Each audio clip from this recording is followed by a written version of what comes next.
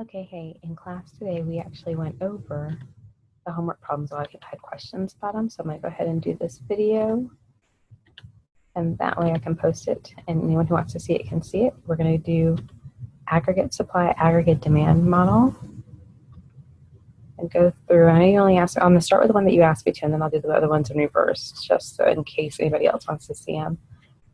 But when aggregate supply, aggregate demand model is nothing more than a way for us to explain what happens to the price level, which is a measure of inflation, and what happens to real GDP when certain events occur. Make sure you watch these video questions, 8.1, 8.2, 8.3, 8.4, 8.5. They walk through different examples, and sure enough, usually have one of these on the exam. So the very first thing you do is read the chapter.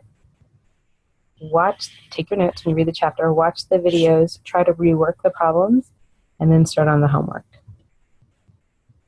So if I go to aggregate supply, aggregate demand, I'm going to start with number 5.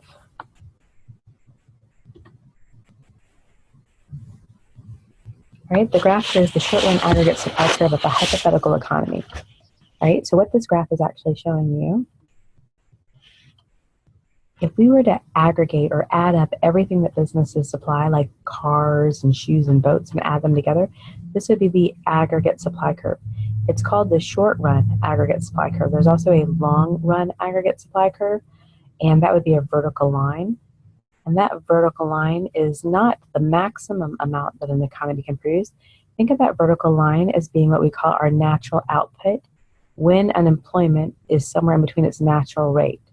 And that would be somewhere between 4 to 6% roughly, or whatever natural plus frictional is. There's zero unemployment.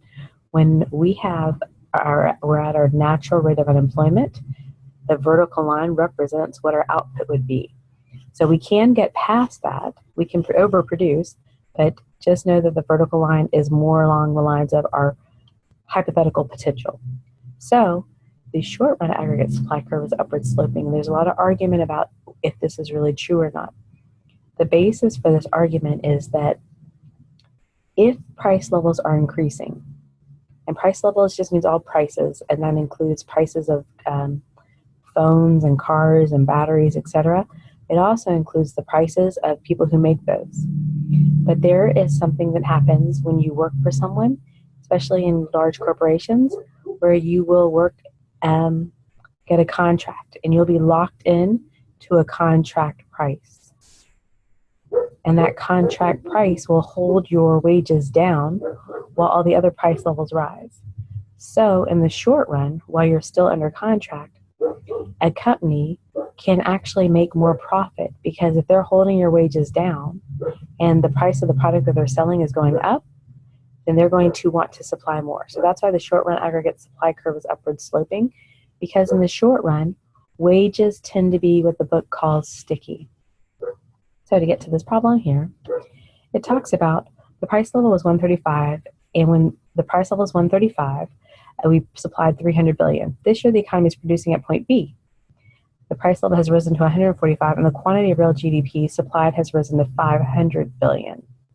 Government officials are confused about why the quantity of output moved from A to B, and they ask you for your help. First, they tell you that the nominal wages rose by the same percent as the price level.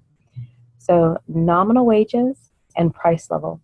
In order to get what real wages are per the book, you're going to take your nominal wages divided by your price level, and that gives you your real wages. So if nominal wages rose by the same percentage as the price level, that means that as far as my buying power is concerned, I'm basically flat. So if my nominal wage is $5 and all prices double, right? Then nothing has really changed for me. All right. So if the price level doubles, meaning all prices have doubled. So I used to make 5, now I make 10.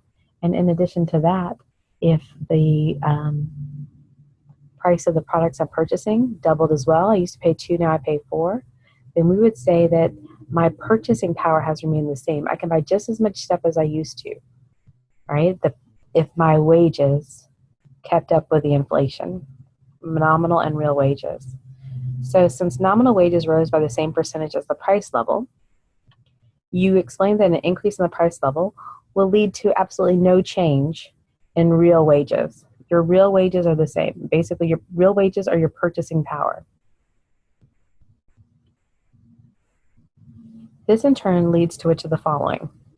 Firms hire more workers. Well, if the nominal wages rose, and the nominal wages are what you get in your pocket, so if you get paid $12 an hour, $15 an hour, $16 an hour, or whatever, but your real wages would be if you were to take into consideration all of your benefits that you actually get, or something similar to that. So when wages have gone up, nominal wages have gone up, a firm used to pay somebody 10, now they're paying them 15, firms are not going to hire more workers. Right? When the price of labor goes up, firms actually hire less workers. So that is not possible, the answer there. Workers mistakenly believe that their real wages have fallen and supply less labor. Not true. If their wages went up, their nominal wages went up, and the price level went up, so I got a 10% raise, and things that I purchased went up by 10%, I wouldn't even notice. It's the same as it was last year. I could buy this much stuff, and I'm still buying this much stuff. So that's not going to happen here. Now, if they mistakenly believe their real wages had fallen, they would certainly supply less labor. But for here, that's not possible because we have the no change in the real wages. Firms hire fewer workers. The only time firms are going to even be bothered by this is when the nominal wage changes. And here, nominal wage went up by 6% and the real wage went up by 6%. Doesn't even impact in here or make an impact. Workers mistakenly believe that their wages have risen and supply more labor. That makes more sense because this problem told you this year the economy is producing at point B at the price level of 145 and the quantity of real GDP of 500. The economy moved from point A to B. How do you explain that from A to B? The reason is because when I used to get $10 an hour and I find out all of a sudden I've got a 50% increase and I'm getting $15 an hour, I'm going to feel like I have more money. I'm going to feel like I have more spending power. But if at the same time I got my 50% raise, all the stores where I shop took their prices up by 50%, then I'm flat. There is no change to me and my real wages. This is the idea here. So when it says workers mistakenly believe that their real wages have risen and supply more labor, that's the only possible outcome that could be. Ultimately, an increase in the price levels, right? If the price level starts to rise, meaning I used to sell it for $5, now I sell it for $10, it makes sense. I'm going to want to produce more stuff. Output will bring more output being produced in the short run. This only happens in the short run. Okay? Now let me go back to, if I can. I guess I can't get past this.